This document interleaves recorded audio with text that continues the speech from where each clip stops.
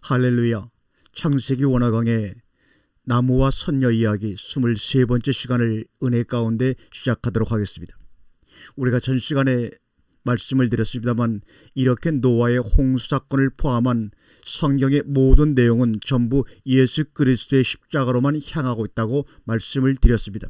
조금 더 구체적으로 보지요. 여러분, 노아의 이름이 무슨 뜻이라고 했습니까? 안식입니다. 창세기 5장 28절에 라멧은 182세에 아들을 낳고 이름을 노아라여 가로되 여호와께서 땅을 저주하심으로 수고로 일하는 우리를 이 아들이 아니하리로다 하였더라. 여기서 아니라고 번역된 단어가 노아입니다. 고대 사회에서 이름은 그 사람의 성품이나 인생의 내용 등의 그 사람의 정체성을 나타낸다고 했죠.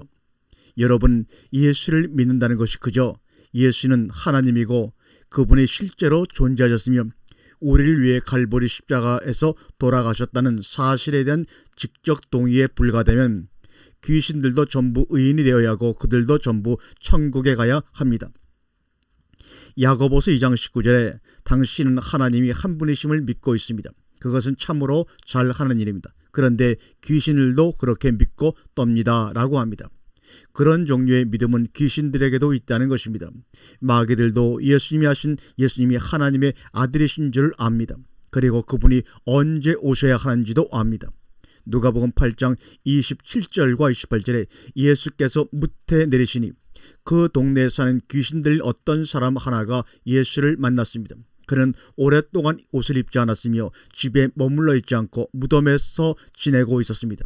그가 예수를 보고 소리를 지르고서 그 앞에 엎드려서 큰 소리로 가장 높으신 하나님의 아들 예수님, 당신이 나와 무슨 상관이 있습니까? 제발 나를 괴롭히지 마십시오 하고 외쳤습니다. 그렇지요.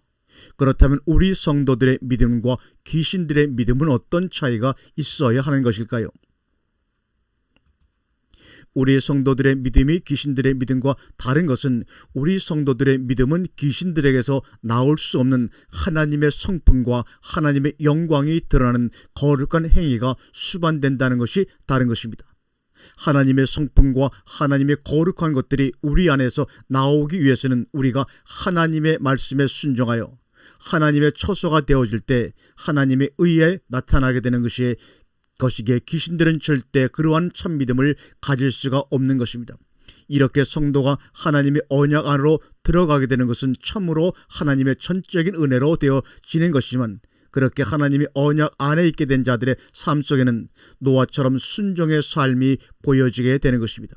여러분, 우리는 저마다 예수를 믿는다고 하지만 진짜 예수를 믿는 사람들은 낮아지고 작아지고 섬기고 용서하고 사랑하고 자기 몸을 죽여 하나님과 이웃을 사랑하라는 그 말씀에 순종하며 사는 사람들이어야 하는 것입니다. 그리고 그들만이 진짜 언약 안에, 방주 안에 들어있는 사람들인 것입니다. 인간들은 얼마든지 하나님 앞에서도 영광을 할 수 있습니다. 우리 자신을 한번 돌아보자고요. 여러분은 과연 방주 속에 들어와 계신 분입니까? 아니면 여전히 방주 밖에서 방주를 짓는 노아들을 향해 비웃음을 보내는 분들이십니까? 창세기 6장 20절에 노아가 그와 같이 하되 하나님이 자기에게 명하신 대로 다 준행하였더라. 보십시오. 은혜를 입은 노아는 하나님의 은혜의 구원이 어떤 것인지가 믿어지자 하나님이 명하신 대로 다 준행을 했습니다. 그렇다고 노아가 세상과는 담을 쌓고 120년 동안 방주만 만들었다는 이야기가 아닙니다. 바로 위에 21절을 보시면 하나님께서 120년 동안 식량도 저축을 하라고 하셨습니다. 따라서 노아는 방주를 지으면서 그와 그의 식구들의 생계에 필요한 농사도 열심히 지어야 했고 일상생활에 필요한 모든 것을 그대로 다 하면서 방주를 지은 것입니다. 그러나 노아의 그러한 일상생활은 방주를 짓기 위한 생존의 수단이었습니다. 노아의 관심은 온통 방주에 가 있었습니다. 그리고 하나님께서 우리에게 허락하신 가정과 직업과 사회생활과 교회생활의 최선을 다함으로 그 일상의 삶들을 우리 신앙의 성숙의 도구로 잘 쓰면 되는 것입니다. 노아의 일상생활은 하나님의 명령인 방주를 짓는 일을 하기 위한 생존의 수단 그 이상도 그 이하도 아니었습니다. 골로새서 1장 3장 1절과 3절을 보시겠습니다. 그러므로 여러분이 그리스도와 함께 살리심을 받았으니 위의 것들을 추구하십시오. 거기는 그리스도께서 하나님의 오른쪽에 앉아 계십니다. 여러분은 땅에 있는 것들을 생각하지 말고 위에 있는 것들을 생각하십시오. 여러분은 이미 죽었고 여러분의 생명은 그리스도와 함께 하나님 안에 감추어져 있습니다. 에레미야 18장 7절과 8절입니다. 내가 어떤 민족이나 나라의 뿌리를 뽑아내거나 그들을 부수거나 멸망시킨다고 말을 하더라도 그 민족이 내가 견고한 지역에서 돌아오기만 하면 나는 그들에게 내리려고 생각한 재앙을 거둔다. 이렇게 말합니다. 하나님이 한 번 하신 말씀을 그들이 정말 견고한 지역에서 돌아오면 나는 다 걷어들이고 말겠다고 주님이 스스로 말씀하신 것 아닙니까? 베드로 3장 9절에 어떤 이들이 생각하는 것 같이 주께서는 약속을 더디 지키시는 것이 아닙니다. 도리어 여러분을 위하여 오래 참으시는 것입니다. 그분은 아무도 멸망하지 않고 모두 회개하는데 이르기를 바라십니다. 요한복음 3장 10절에 하나님이 아들을 세상에 보내신 것은 세상을 심판하시려는 것이 아니라 아들로 세상을 구원하시려는 것이다 말합니다. 바로 이 마음이 아버지 하나님의 마음인 것입니다. 그러나 하나님은 하나님께 순종하는 자에게만 당신의 생명을 불어 넣으실 수 있습니다. 그래서 어떤 한 무리를 택하셔서 그들을 당신께 순종하는 의로운 자들로 다시 만드셔서 방주 안에다가 집어 넣으시는 겁니다. 노아가 바로 그 하나님의 긍휼의 마음을 알았다는 것입니다.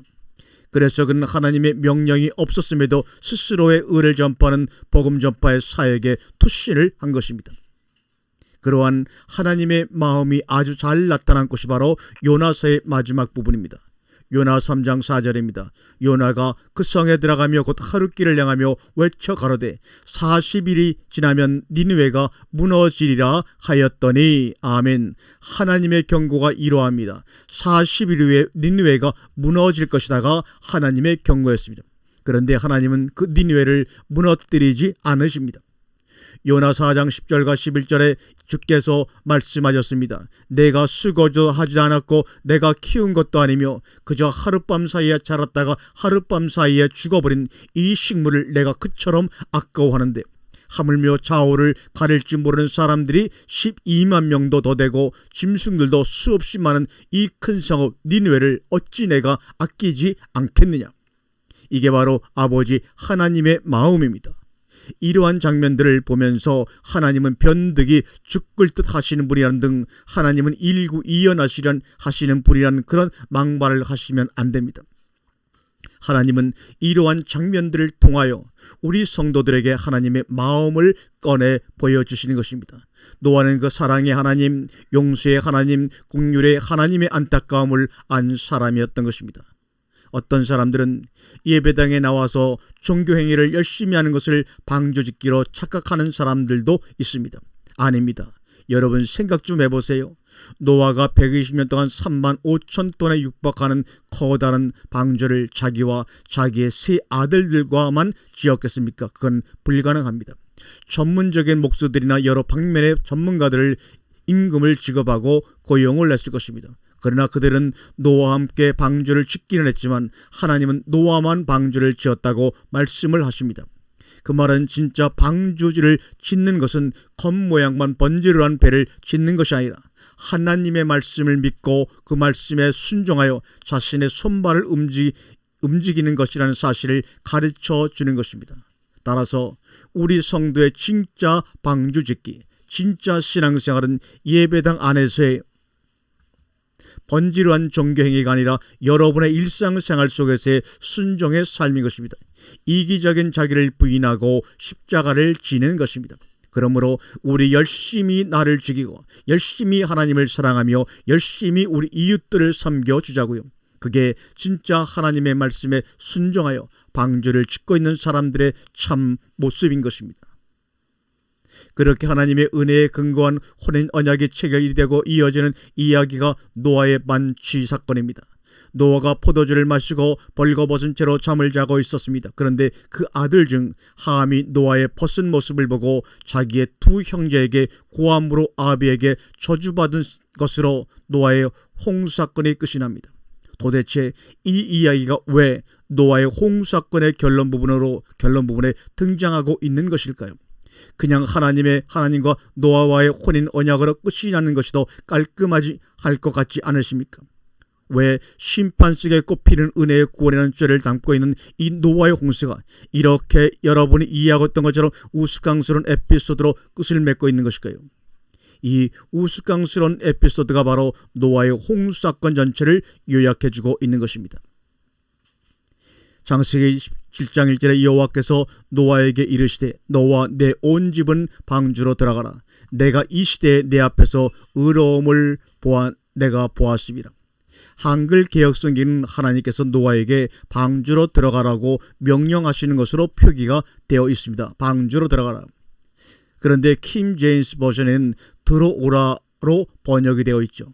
사실 거기에 쓰인 히브리어 동사 보는 들어가다라는 뜻보다는 들어오다라는 뜻으로 더 많이 쓰일 뿐 아니라 문맥상으로 보더라도 들어오다라고 번역을 하는 것이 맞는 것입니다.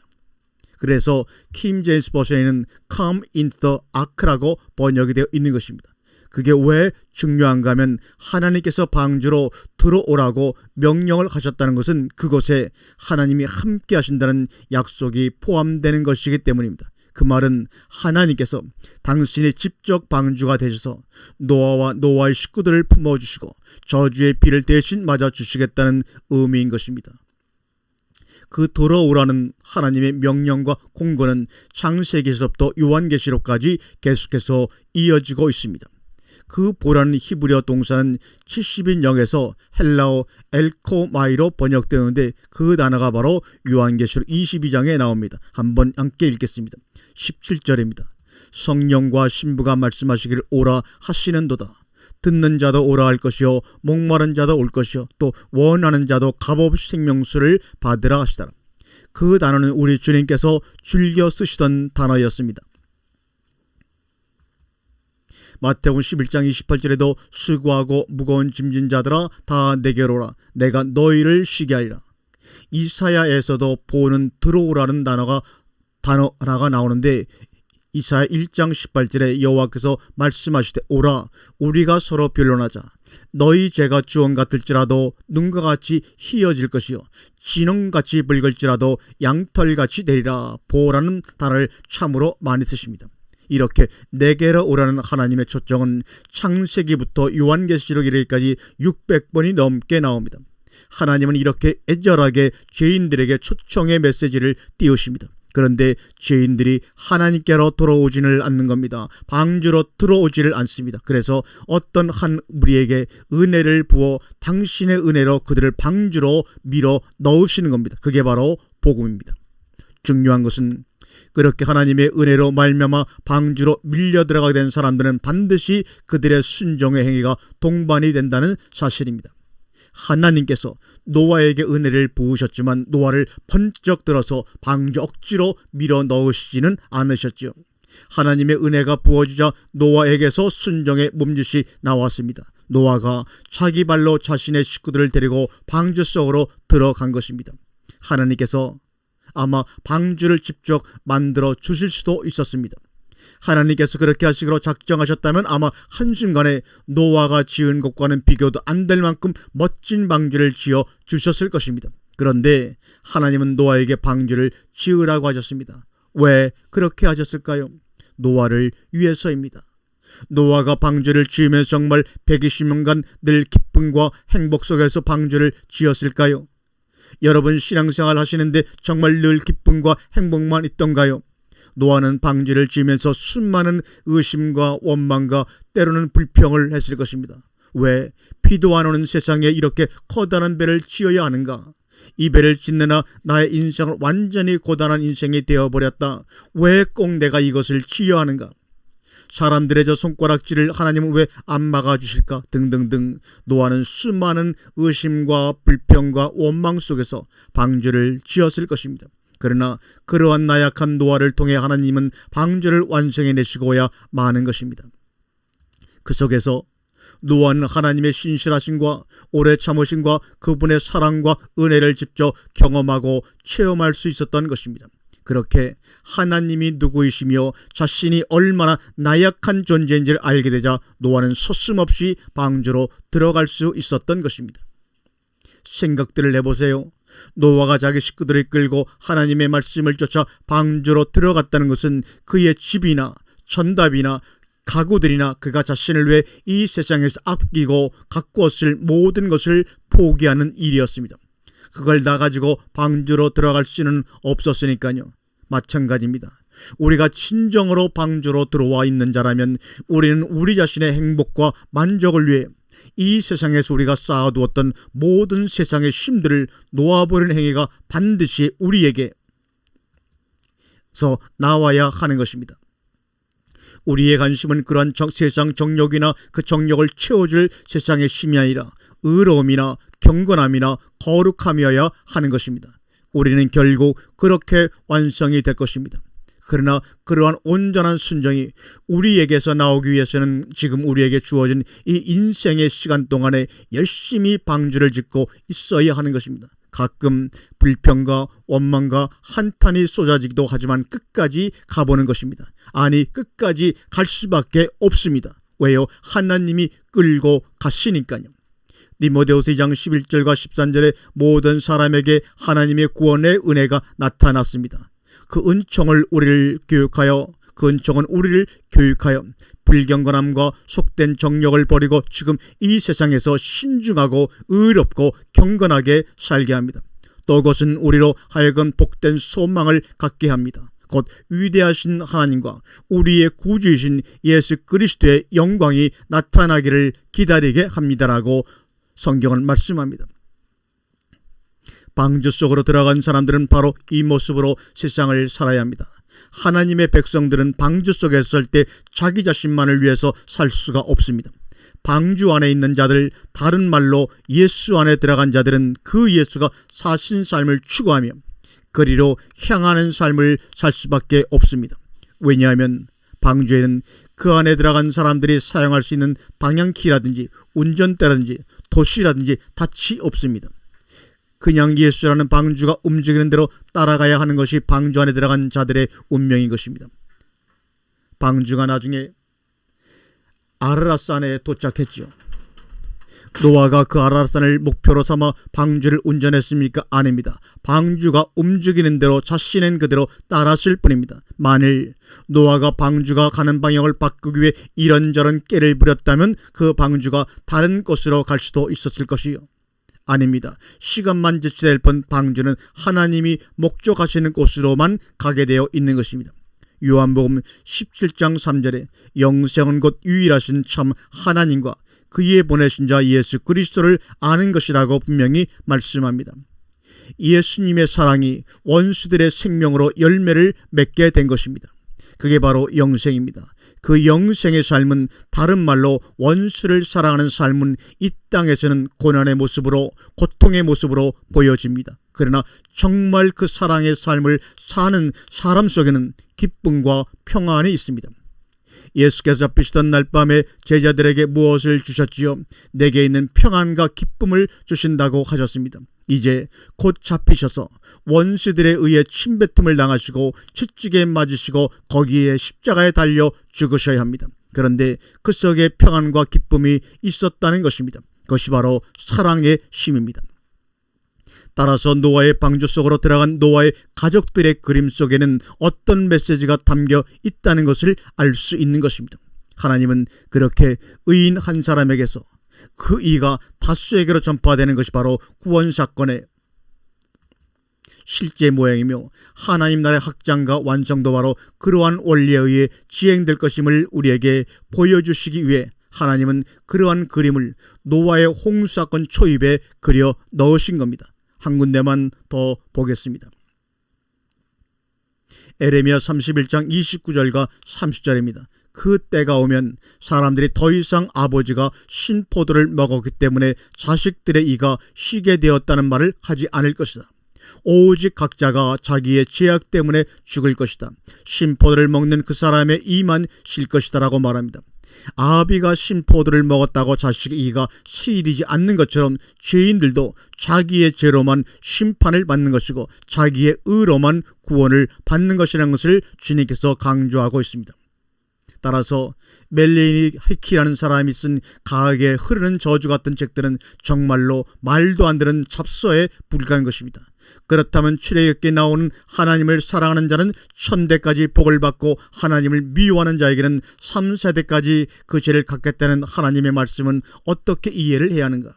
그건 하나님의 심판에 비해 하나님의 은혜가 얼마나 큰 것인지를 설명하는 히브리 사람들의 문학적 표현이라고 했지요. 창세기 10장 8절과 9절을 보겠습니다. 구스가 또 니므롯을 낳았으니 그는 세상의 처음 영걸이라. 그가 여호와 앞에서 특이한 사냥꾼이 되었으므로 속담에 이르기를 아무도 여호와 앞에 니므롯 같은 특이한 사냥꾼이로다 하더라. 9절을 보시면 니므롯이 여호와 앞에서 특이한 사냥꾼이었다고 나오죠. 거기서 앞에서라고 번역이 된 전치사 알은 원래 위에 넘어서 대항하여라는 뜻입니다. 그러니까 정확히 번역을 하면 니므롯은 여호와 하나님을 뛰어넘으려 여호와와 대항하여라는 뜻이 맞는 번역입니다. 그리고 그가 사냥꾼이었다는 말은 당시 고대인들의 왕의 역할에 대한 사고가 반영이 되는 어구입니다. 당시 고대 시대에는 이미 들짐승들이 사람과 가축을 위협하던 때였습니다. 그래서 고대인들의 왕은 제국의 안녕을 위협할 온갖 사나운 야생들을 멸절시키는 것을 최고우선 과제로 삼았습니다. 그래서 그들은 그들의 왕을 사냥꾼이라고 부르기도 했습니다. 따라서 영걸 니므롯은 자신의 힘으로 하나님을 대항하고 사람들을 압제하여 스스로 영웅의 자리에 앉아있는 세상의 왕, 타락한 자의 대표로 등장하는 것입니다. 그가 세운 나라들이 어떤 나라든지 보면 그 점이 더욱더 명확해집니다. 창세기 10장 10절과 12절입니다. 그의 나라는 시날 땅의 바벨과 엘렉과 악갈과 갈레에서 시작되었으며 그가 가그 땅에서 아수르로 나아가 니느웨와 르호보딜과 갈라와 및 니느웨와 갈라 사이에 레센을 건축하였으며 바벨론과 아수르를 처음 세운 왕이 니므롯입니다. 이 니므롯이라는 인물이 여기 말고 성경에 단 한 번 나오는데 거기서는 아수르를 니므롯의 땅이라고 정확하게 말하고 있습니다. 미가서 5장 6절입니다. 그들은 칼로 아시리아 땅을 정복하고 뺀 칼로 니므롯 땅을 항무지로 만들 것이다. 아시리아의 군대가 우리의 땅을 침략하여 우리의 국경선 너머로 들어올 때 그가 우리를 아시리아 군대 손에서 구원해야 될 것이다. 이렇게 그 세상의 왕의 상징으로 등장하는 니므롯에 의해 아수르와 바벨론이 생겨났습니다. 바로 이 니므롯이 만든 아수르와 바벨론에서 갈라진 북이스라엘과 남유다가 멸망당한 것 아닙니까? 아수르와 바벨론은 성경과 역사 속에서 어떤 역할을 하다가 사라졌지요. 하나님의 백성들과 하나님을 대적하는 원수의 나라 역할을 충실하다가 사라진 나라들입니다. 그건 역사 속에서도 증명이 되었습니다. 하나님의 백성들을 상징하는 이스라엘이 아수르와 바벨론에게 망하죠. 그렇게 아수르와 바벨론은 하나님과 하나님의 백성들의 반대편에서 하나님을 대적하는 막강한 세상심으로 상징하는 것이었습니다. 그래서 하나님은 요한계시록에서도 세상 마귀의 세력을 바벨론이라 지칭하신 것입니다. 계시록 14장 8절입니다. 또 다른 천사 곧 둘째가 그들을 따라 말하되 무너졌도다 무너졌도다 큰 성 바벨론이여 모든 나라를 그 음행으로 인하여 진노의 포도주로 먹이던 자로다 하더라. 계시록 18장 21절입니다. 이에 한 힘센 천사가 큰 맷돌 같은 돌을 들어 바다에 던져 가로되 큰 성 바벨론이여 이같이 몹시 떨어져 결코 다시 보이지 아니하리로다. 그래서 하나님은 당신의 백성들에게 그 바벨론에서 나와 하나님의 진노를 피하라고 말씀하셨던 것입니다. 요한계시록 18장 2절과 4절입니다. 힘센 음성으로 외쳐 가로되 무너졌도다 무너졌도다 큰 성 바벨론이여 귀신의 처소와 각종 더러운 영에 모이는 곳과 각종 더럽고 가증한 새에 모이는 곳이 되었도다. 그 음행의 진노의 포도주를 인하여 만국이 무너졌으며 또 땅의 왕들이 그로 더불어 음행하였으며 땅의 상고들도 그 사치의 세력을 인하여 취부하였다 하더라. 또 내가 들으니 하늘로서 다른 음성이 나서 가로되 내 백성아 거기서 나와 그의 죄에 참여하지 말고 그의 받을 재앙들을 받지 말라 이렇게 경고하십니다. 그렇게 하나님을 대적하고 스스로 영웅이 되어 하나님처럼 살려고 하는 모든 존재들의 상징인 바벨론이 바로 저주받은 함의 자손 니물롯에서 시작이 되는 것입니다. 그러니까 성경은 창세기에서부터 요한계시록에 이르기까지 그렇게 아담으로부터 시작된 바벨론적 삶을 사는 자들은 모두 다 하나님의 진노의 심판대 앞에 서게 될 것이지만 그 속에서 택해진 하나님의 백성들이 예수 그리스도의 십자가로 그 진노의 심판을 모면하게 되는 복음을 설명하고 있는 책입니다. 그러한 하나님의 진노 앞에 서게 될 바벨론적 삶의 전형으로 등장하는 것이 바로 우리가 공부할 바벨탑 사건입니다. 그럼 지금부터 이 바벨탑 사건이 우리 성도들에게 던지고 있는 메시지를 공부하도록 하겠습니다. 먼저 우리가 확인해야 할 것이 왜 하나님은 바벨탑 건립에 그토록 진노를 하셨는가 하는 것입니다. 그 이유가 본문 3절과 4절에 그 이유가 나옵니다. 창세기 11장 3절과 4절입니다. 그들은 서로 말하였습니다. 자, 우리가 벽돌을 빚어서 단단히 구워내자. 사람들은 돌 대신에 벽돌을 쓰고 흙 대신에 역청을 썼습니다. 그들은 또 말하였습니다. 자, 도시를 세우고 그 안에 탑을 쌓고서 탑 꼭대기가 하늘에 닿게 하여 우리의 이름을 날리고 온 땅 위에 흩어지지 않게 하자 말합니다. 4절을 보시면 인간들이 바벨탑을 쌓으려는 이유가 나오는데 그 첫 번째 이유가 스스로 하늘에 닿으려 한 것입니다. 그것은 상징적 표현입니다. 사람들이 몇 명이서 몇 년을 쌓아야 그 탑의 꼭대기가 하늘에 닿을 수 있을까요? 그건 절대 불가능한 일입니다. 실제로 당시 바벨탑을 지었던 시대에 만들어진 지그라트라는 탑들이 지금 메소포타미아 지방 유프라테스 강변에 30여 개가 남아있다고 하는데 사각형으로 되어 있는 그 탑들은 한 변의 길이가 100m 정도로 갑니다. 밑변이 100m인 탑이 얼마나 높이 올라갈 수가 있겠습니까? 지금 남아있는 지그라트 중에 가장 높은 탑이 20m 정도입니다. 그리고 그 탑들은 사각형 계단식으로 되어서 5층, 6층마다 쉴 때도 있었습니다. 그래서 복판에서 계단을 사용하여 중간중간 쉬며 꼭대기까지 올라가게 되어 있었습니다. 그리고 그 탑들의 꼭대기에는 신에게 제사를 지내는 신전과 제단이 있었습니다. 바벨탑이 아무리 대형탑이랄지라도 당시의 건축술의 한계를 보여주는 그런 지그라트들과 크게 다르지 않았을 것입니다. 그러니까 바벨탑은 인간들이 하나님께 대항하여 자신들이 만든 우상을 섬기고 하나님의 존재를 멸시하려는 의도를 가지고 만든 탑이 분명합니다. 그것을 가리켜 바벨탑의 꼭대기를 하늘에 닿게 하려 했다고 표현을 하는 것이죠. 뿐만 아니라 그 어구 속에는 하나님께서 허락하신 대홍수를 겪은 인간들이 하나님의 심판을 스스로 이제는 피해보겠다는 의도도 포함이 되어 있는 것입니다. 높은 탑을 쌓아 그 진노의 홍수에서 벗어나 보자는 의도가 그 속에 포함되어 있는 것입니다. 그러나 하나님은 분명히 다시는 물로 너희들을 심판하지 않겠다고 약속을 했는데도 그들은 그러한 일을 벌이고 있는 겁니다. 그러니까 우리가 하늘에 닿자는 말은 한마디로 하나님과 한번 맞짱 떠보자는 말 아닙니까? 여기서도 극명하게 인간의 행위와 하나님의 은혜가 양극으로 대조가 되는 것입니다.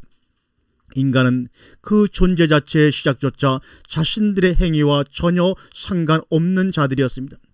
하나님의 백성인 아담과 화가 하나님에 의해 창조되었다는 것은 하나님의 백성은 하나님의 은혜에 의해 탄생하고 하나님의 은혜에 의해 존재하는 이들임을 보여주는 것입니다.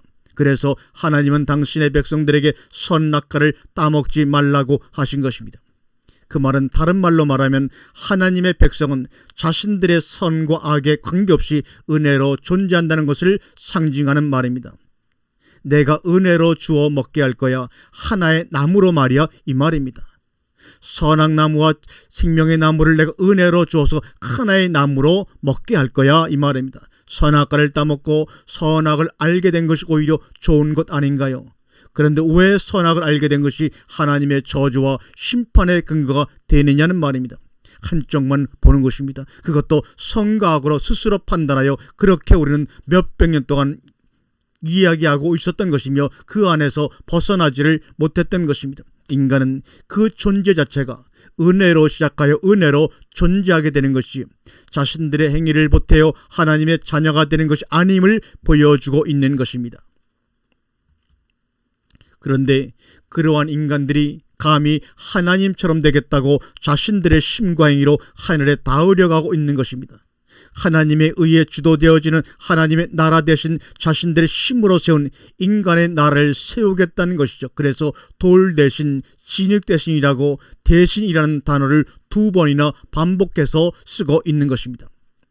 시편 133편 3절에 헐몬의 이슬이 시온의 산들에 내린 같도다. 거기서 여호와께서 복을 명하셨나니 곧 영생이로다.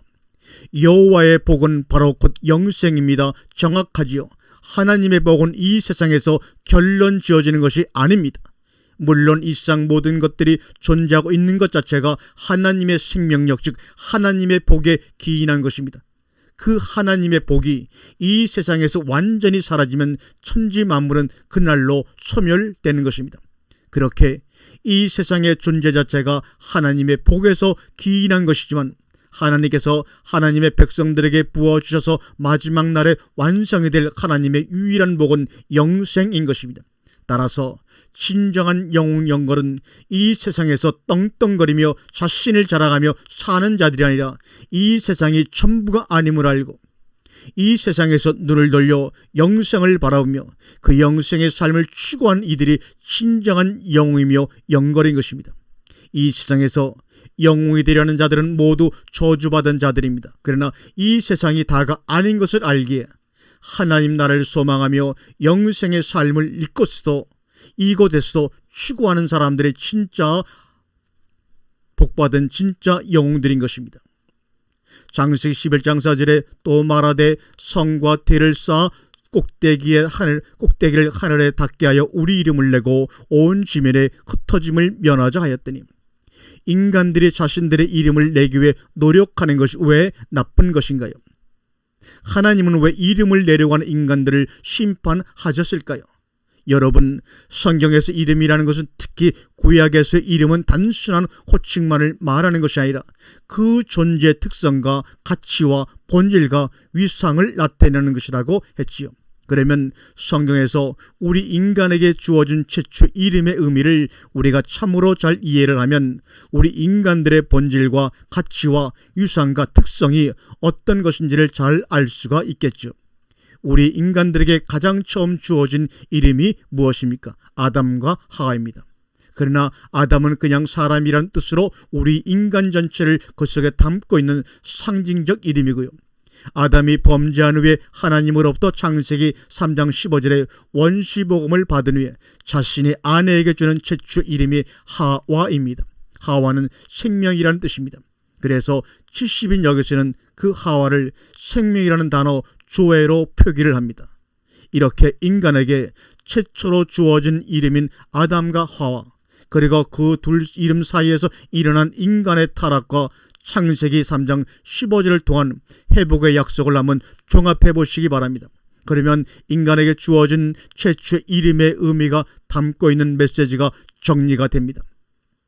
전체 하나님의 백성을 상징하고 있는 아담과 하와의 이름, 즉 우리 하나님의 백성의 이름은 죽어야 할 티끌 같은 죄인들에게, 아무것도 아닌 존재들에게 하나님의 은혜로 주어지게 된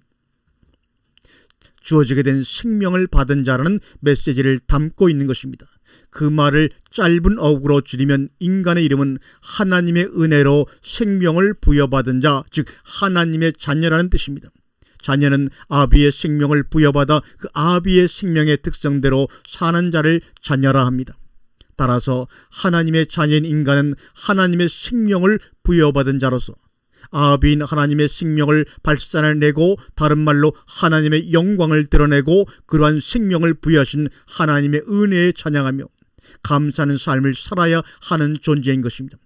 하나님의 영광은 하나님의 성품이나 신적 됨됨이, 신적 본질, 그리고 하나님이 하신 일이 계시되는 상태를 말한다고 했습니다. 그래서 하나님의 대표적인 성품인 사랑이 드러난 십자가를 가리켜 하나님의 영광이라고 부르는 것입니다. 우리가 요한복음 12장에 보면 주님께서 십자가를 지시는 사건을 가리켜 인자의 영광을 얻을 때라고 하시죠.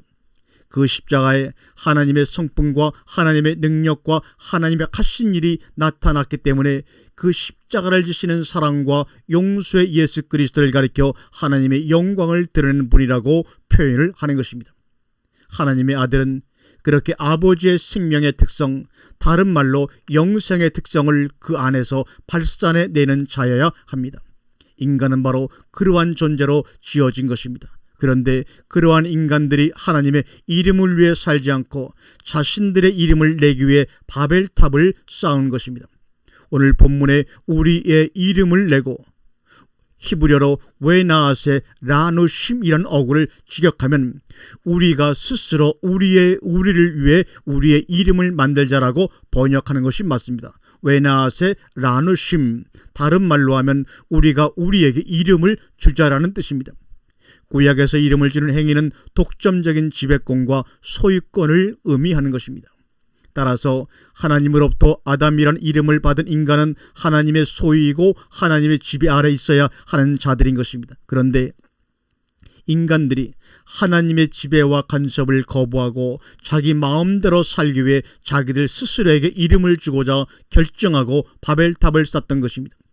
인간은 하나님이 지으신 하나님의 자녀라는 이름이 있습니다. 따라서 인간은 그 이름에 맞게 하나님께 순종하며 하나님의 자녀된 삶을 살도록 되어 있었던 것입니다. 그런데 인간들이 하나님께 주신 이름을 내팽개치고 자신들 스스로 자신들에게 이름을 주고 싶어 했다는 것입니다.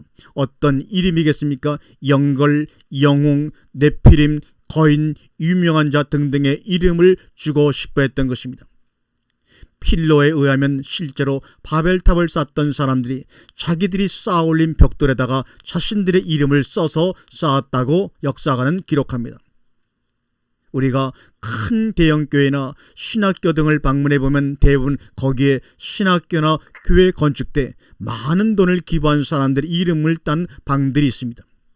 또한 우리가 절에 가면 그 절의 그 지붕에 그 지붕 기와를 기부한 사람들 이름이 적혀 있는 것을 봅니다. 그 건물을 건축할 때 세상에 힘을 보탠 영웅들의 이름을 기록해 놓은 것이죠. 그건 이름을 내고 싶어하는 바벨탑의 망령인 것입니다. 신학교나 교회까지 이런 바벨탑의 망령들이 들어와 있으니 세상은 오죽이나 하겠습니까? 세상은 저마다 자기들의 이름을 위해 자신의 모든 시간과 자원을 소비하고 있습니다. 성경에는 그렇게 자기의 이름을 위해 탑을 쌓았다가 망한 이들이 기록되어 있습니다. 바로 사울과 압살롬입니다. 사무엘상 15장 12절입니다. 사무엘은 사울을 만나려고 아침에 일찍 일어났습니다. 누군가가 사울이 갈멜로 가서 승전비를 세우고 나서 거기에서 떠나 계속 행진하여 길갈로 내려갔다고 전해 주었습니다. 사울은 그 일로 왕의 자리에서 폐위를 당하고 전쟁터에서 처참하게 죽습니다. 사무엘하 18장 18절에 평소에 압살롬은 자기의 이름을 후대에 남길 아들이 없다고 생각하여 살아있을 때 이미 자기 비석을 준비하여 세웠는데 그것이 지금 왕의 골짜기에 있다라는 말입니다. 왕의 골짜기.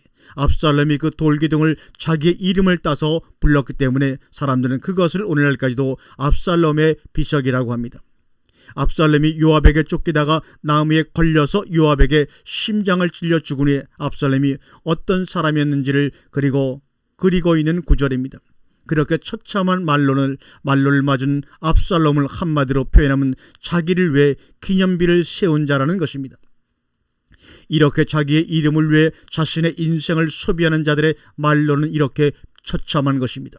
하나님은 그렇게 온통 자기 스스로에게 영웅이라는 이름을 주기 위해 동분서주하다가 멸망당할 인간들 중에서 어떤 한 무리를 건져서 그들에게 다시 하나님이 주시는 이름을 주실 것이라는 것이 바로 복음인 것입니다.